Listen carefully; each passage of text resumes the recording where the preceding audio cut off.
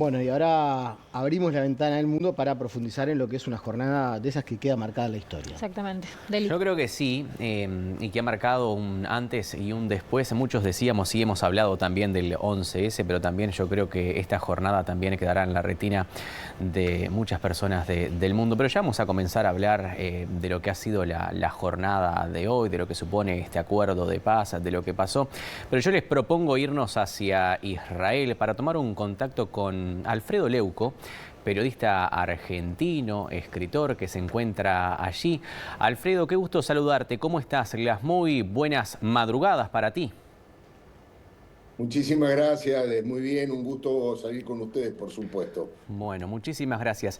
Sensaciones, tú sos nuestros ojos allí en Israel. ¿Qué es lo que te ha dejado esta jornada cargada de emoción, no?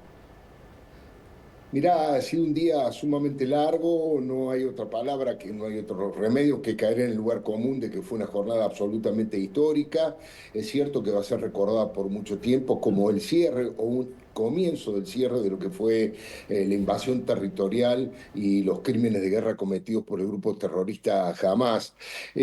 Hubo emoción en las familias, por supuesto, era conmovedor ver los videos, los encuentros entre hermanos, entre padres e hijos, entre novios, toda la emoción que uno puede comprender después de reencontrarse con una persona que estuvo torturada y bajo los túneles del horror de Gaza por 738, hoy se cumplían 738 días, algo que no resiste cualquier ser humano. Eso por un lado, pero desde el punto de vista político, institucional, ha sido una jornada también bastante inédita en algunos aspectos. Primero, esta mañana habló Donald Trump en la Knesset, que es la Cámara unicameral, el Parlamento, la unicameral aquí en Israel, en Jerusalén.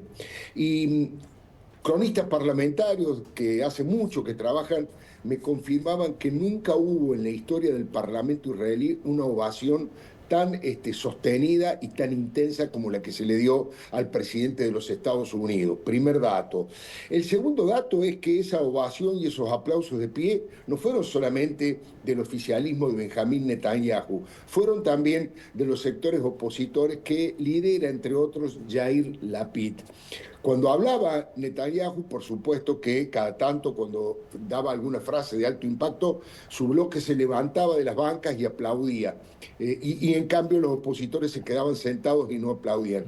Pero cuando le tocó hablar frente a Trump, al líder opositor, a Lapid, y cuando dijo un concepto hablando de la unidad frente a este tipo de ataques terroristas donde no debe haber diferencias, el propio Benjamín Netanyahu se paró de su banca y lo aplaudió al líder opositor. Eso es uno de los datos. El otro dato que me parece que no está siendo reflejado lo suficiente, porque tal vez lo dijo en un tono medio raro, Trump lo dijo, esto es fuera de programa, fuera del discurso previsto. Pidió un indulto. Le dijo al presidente de Israel, a Isaac Herzog, ¿por qué no le dan un indulto a Benjamín Netanyahu y terminan con esas causas que tiene o no se lo merece? Ese es otro dato que me parece importante. Y el otro dato que creo que vale la pena destacar es la firma de este acuerdo de paz en Sharm el Sheikh, ahí en la ciudad balnearia de Egipto, por varios motivos. No solamente porque el anfitrión fue Al-Sisi, el líder de Egipto, sino porque además de yo diría, de los líderes de varios de los países occidentales más importantes que nuclea la Unión Europea participaron, pero hay que decir que la Unión Europea en esto no ha jugado demasiado un papel, ha mirado para otro lado, no se ha comportado con una decisión muy fuerte para la búsqueda de la paz. Es más, algunos de los que estuvieron allí, como Pedro Sánchez de España, han sido declarados enemigos de Israel. Pero lo más importante de esto, en mi humilde criterio, y que yo creo que eso fue lo que hizo decidir definitivamente a Hamas para firmar el acuerdo, además del avance militar israelí que fue muy fuerte, es la presencia de varios de los países árabes más importantes que existen, que no tienen ningún tipo de empatía ni simpatía con los grupos terroristas, ni con Hamas, ni con Hezbollah, con ninguno de los grupos terroristas, y estaban allí empujando la paz porque ellos quieren sumarse a un acuerdo de Abraham, como fue en su momento, o algún otro tipo de acuerdo global, regional, que traiga paz, pero que traiga prosperidad para la zona. Estoy hablando de Arabia Saudita, de Emiratos Árabes, de Jordania, de Egipto, de Bahrein. Y aquí el último dato, y con esto termino digamos, esta intervención, disculpen si me he extendido No, por demasiado, favor. es muy largo, pero la presencia de los países árabes es tan clave que hay que tomar en cuenta que estaba Indonesia. Indonesia, mucha gente no lo sabe, es el país con mayor cantidad de musulmanes del mundo. Son 280 millones de habitantes, de los cuales 240 millones son musulmanes. Y ahí estaba el líder de Indonesia respaldando este acuerdo de paz. Por lo tanto, creo que los grupos terroristas han quedado muy diezmados desde el punto de vista militar y muy aislados desde el punto de vista político. Por eso, para no exagerar, para no albergar falsas expectativas, podemos decir que no se generó la paz definitiva, no es la paz duradera, pero se abrió una puerta que conduce a un camino que tal vez logre esa paz que todos los países estamos ansiando, ¿no? Claro. Y desde el punto de vista de la sociedad, eso que percibiste dentro del Parlamento, ¿se ha derramado a la sociedad israelí esa figura importante de Donald Trump en lo que ha sido las negociaciones? Sí, es absolutamente insólito. La historia lo va a leer como un caso extraño. Estuve participando de la gran concentración, tal vez la última concentración en lo que se llama la Plaza de los Rehenes. Queda ahí mismo del Museo de Arte Moderno, del Museo de Arte de Tel Aviv. En esa manifestación hubo 400.000 personas. Allí habló Steve Witkoff, que yo creo que es uno de los grandes arquitectos de este plan de paz, ¿no es cierto? Y ahí me llamó la atención, por supuesto, que había banderas israelíes, había reclamos por los rehenes, había alegría, había bailes, había mucha emoción, pero había una cantidad de banderas de los Estados Unidos que me resultaba absolutamente, digamos, insólita. La bandera de otro país en una manifestación, pero hay como una idolatría, se ha generado como una corriente de simpatía hacia Trump, insisto, no solo en los oficialistas, sino también en los sectores opositores a Netanyahu. Lo ven a Trump como el gran artífice de este acuerdo. Había carteles que reclamaban el Premio Nobel de la Paz para Donald Trump. Fue realmente una cosa bastante conmovedora, rara, extraña. Y vos fíjate que Steve Witkoff, en un momento cuando agradece a las personas que estaban allí en la concentración, lo elogia a Netanyahu y en ese lugar hay preeminencia de sectores más de centroizquierda, más progresistas que acompañan a los familiares. Cuando nombró a Netanyahu, lo abuchearon. Lo abuchearon, pero Witkoff, que no es un político, es un hombre de negocios, pero que tiene una inteligencia infrecuente, cuando terminó el abucheo dijo, perdón, ¿me dejan terminar de explicar lo que yo quiero decir? Yo estuve ahí, yo sé lo que hizo Netanyahu. Saliendo un poco al cruce del abucheo, fue muy interesante ver esa especie de asamblea popular de 400.000 personas y el rol que jugó Witkoff, que hoy en el Parlamento, por supuesto, Donald Trump le agradeció muchísimo cómo se había comportado, cómo cada vez que un plan de paz se caía porque no era aceptado, decía, ok, vamos a armar otro, vamos a otro. Y nunca bajó los brazos y lo que mucha gente creía imposible, finalmente se logró. Las últimas dos, agradeciéndote por tu tiempo, Alfredo. Dentro de los rehenes que fueron liberados hay dos argentinos, dos gemelos. ¿Pudiste hablar con ellos, con las familias? Los argentinos liberados son tres. Tres. Los hermanos Cunio, mucha gente piensa que son gemelos porque hay otros gemelos de 28 años que son hinchas del Maccabi Tel Aviv y salieron con la camiseta del Maccabi Tel Aviv, que es muy, ahí lo estamos viendo, son los que Sí. estamos viendo ahí, esa camiseta parecida a la de Rosario Central en la Argentina. Pero los hermanos Cunio salieron con mucha esperanza, muy entusiasmados, se abrazaron a su madre, a sus parejas, uno de ellos a sus dos hijos, y han filmado todo eso y lo han mostrado. Y el otro argentino que fue liberado, el tercero, estamos hablando de Eitan Horn. Es el hermano de Yair Or, que ya había sido liberado, y el hijo de Itzkit Or, que ha hecho mucho digamos, ha aparecido mucho en los medios de comunicación como gran vocero reclamando el regreso a casa de los rehenes. Se los ve muy bien a ellos, al revés de la anterior y la anterior, digamos, liberación de rehenes. No sé si recuerdan que parecían salidos de los campos de concentración y del holocausto, piel y hueso, flacos, muy demacrados, que demostraban cómo los habían maltratado y los habían torturado. Se ve que jamás registró que la opinión pública condenó fuertemente semejante salvajismo de tener a la gente en túneles y de maltratarlos tanto, que se ve que a partir de ahí los han alimentado un poco mejor, los han sacado para que puedan tomar un poco de aire, porque los 20 rehenes que hoy aparecieron estaban bastante bien de salud, más allá de que han sido revisados prolijamente, por supuesto, en los hospitales más importantes de Israel, antes de que tomaran contacto con sus familiares, ¿no? Estamos junto a Nicolás Núñez y Stephanie Lain, que también quieren hacer uso de la palabra y hacerte algunas consultas. Alfredo. Alfredo, ¿cómo estás, Nicolás? Bueno, con mucho gusto. No creo que a nadie le quedaba ninguna duda que hasta que no se liberaran los rehenes, esta historia iniciada el 7 de octubre de 2023 no se iba a poder cerrar. Nada podía seguir para adelante sin que terminara esta situación de los rehenes, los que están vivos, gracias a Dios, y los que lamentablemente están muertos. Ahora, quiero preguntarte algo, sobrevolaste en las preguntas, pero previo al 7 de octubre, Netanyahu enfrentaba serios cuestionamientos políticos, incluso había protestas populares en contra de su persona. Cerrada esta situación de los rehenes, ¿qué imaginás de ahora para adelante que se viene? A nivel interno de Israel, porque entre otras cosas también se había dicho que una vez terminara esta situación de los rehenes, se iba a exigir que el ejército, las Fuerzas Armadas israelíes, dieran respuestas sobre lo que pasó el 7 de octubre del 2023, cómo a la inteligencia más importante y desarrollada del mundo se le pudo pasar una situación como la que se vio el 7 de octubre del 2023. ¿Qué imaginás de ahora para adelante o qué se dice de cómo se va a seguir a nivel político para adelante en Israel?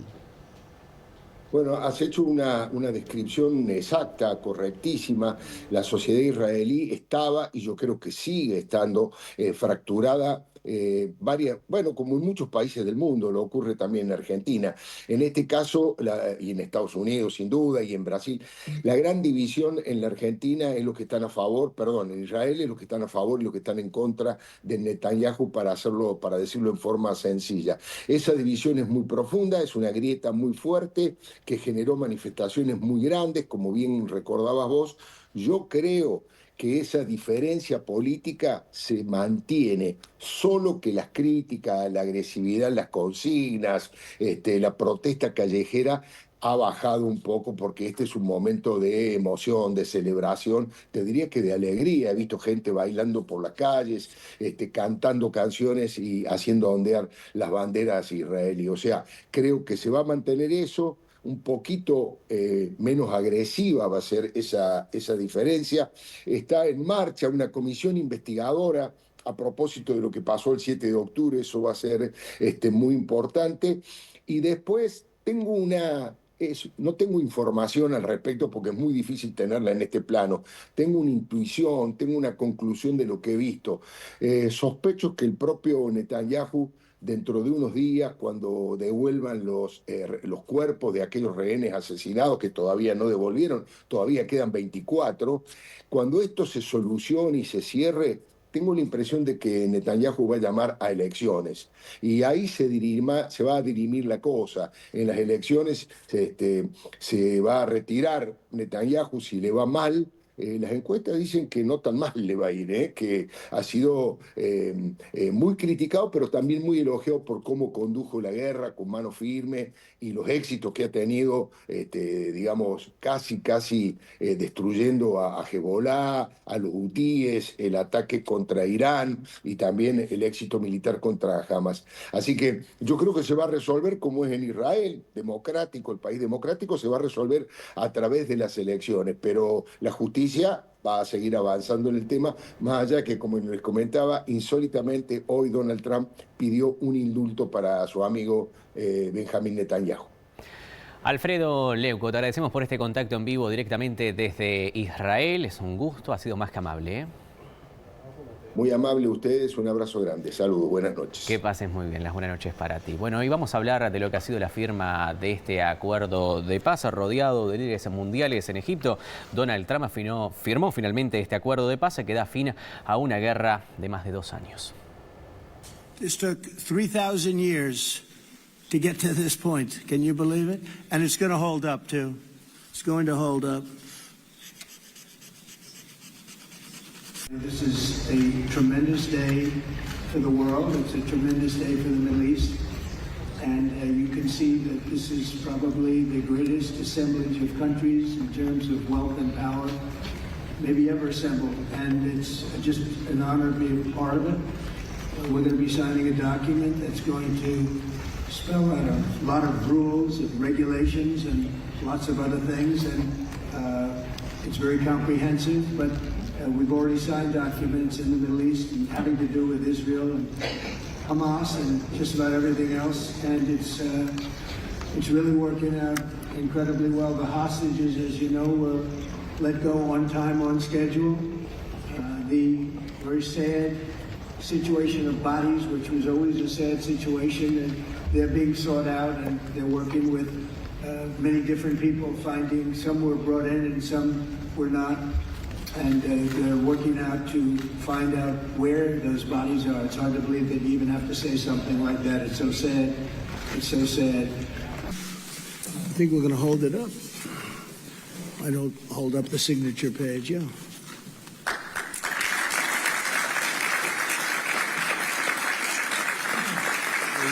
We always talked about World War III would start in the Middle East, and that's not going to happen. Bueno, y previamente en el Parlamento israelí, Donald Trump fue ovacionado. Dijo, este es el comienzo de un nuevo Medio Oriente. Después de 2 angustiosos años en la oscuridad y el cautiverio, 20 valientes rehenes están regresando al glorioso abrazo de sus familias, y es glorioso. 28 seres queridos más preciosos están regresando por fin a descansar en este suelo sagrado para siempre, y después de tantos años de guerra incesante y peligro interminable, hoy los cielos están tranquilos, las armas están en silencio, las sirenas están quietas y el sol se levanta sobre una tierra santa que finalmente está en paz. Una tierra y una región que vivirán, si Dios quiere, en paz por toda la eternidad.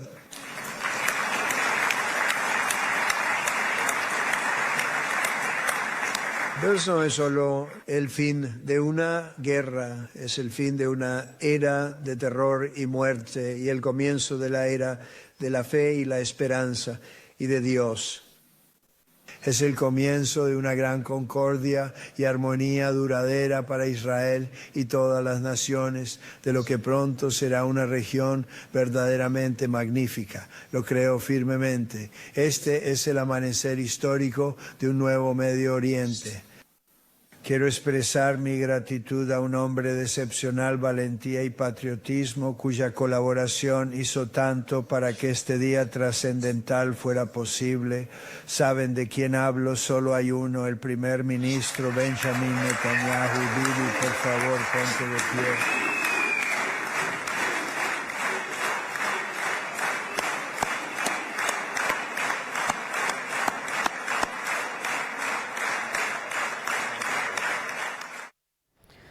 Bueno, y por su parte, el primer ministro israelí, Benjamín Netanyahu, agradeció a Trump, a quien calificó como amigo de Israel y destacó su liderazgo fundamental, dijo.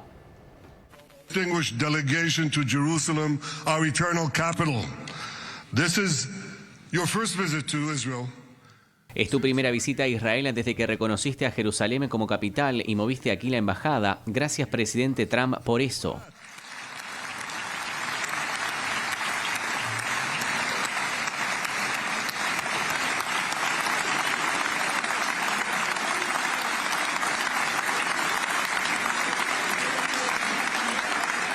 There are many other reasons to thank Hay you. muchas otras razones para agradecerte. Gracias por reconocer la soberanía de Israel sobre los altos del Golán. Gracias por defendernos de las mentiras de las Naciones Unidas.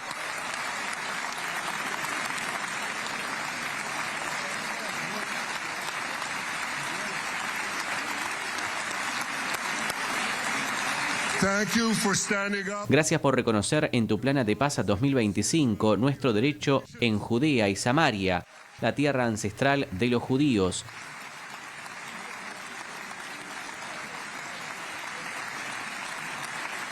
Thank you for recognizing in your 20 Gracias por tu mediación en los acuerdos de Abraham. the ancestral homeland of the Jewish people.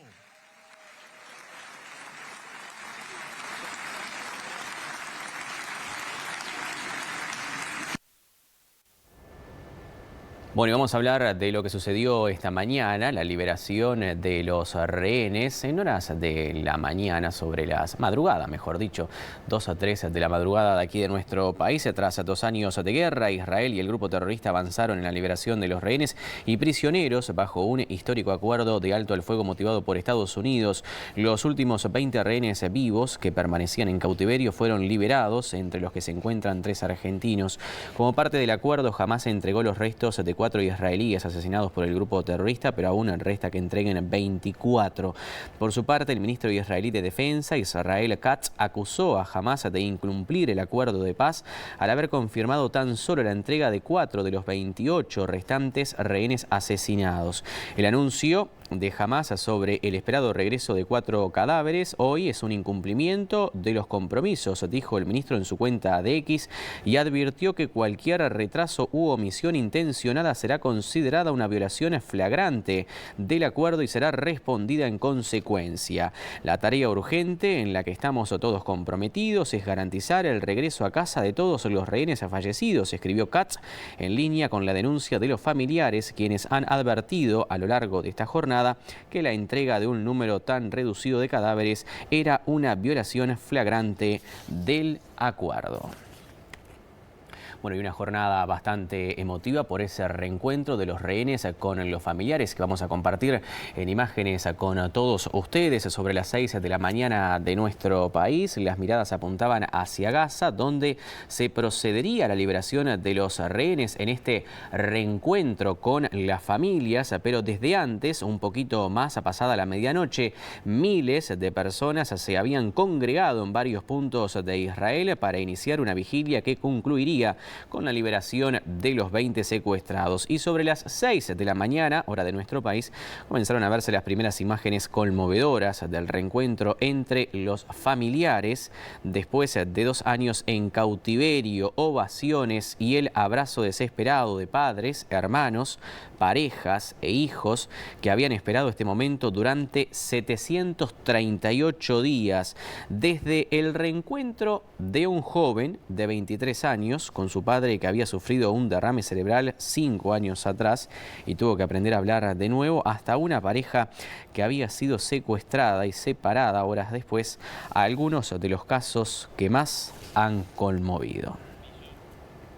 Bueno, les decía que fueron entregados hoy 4 cadáveres en esta jornada, 4 ataúdes de rehenes fallecidos fueron escoltados actualmente por las fuerzas de la defensa israelí y del Shabak en su camino hacia Israel, donde fueron trasladados al Centro Nacional de Medicina Forense para los procedimientos de identificación. Las FDI instaron al público a actuar con sensibilidad y esperar la identificación oficial que será comunicada primero a las familias de los rehenes fallecidos. Antes de cruzar a territorio israelí, se llevó a cabo un protocolo militar en Gaza en su memoria. Durante el protocolo, los soldados de las FDI cubrieron los ataúdes de los rehenes con banderas israelíes, les rindieron saludo y recitaron un capítulo del libro de los Salmos.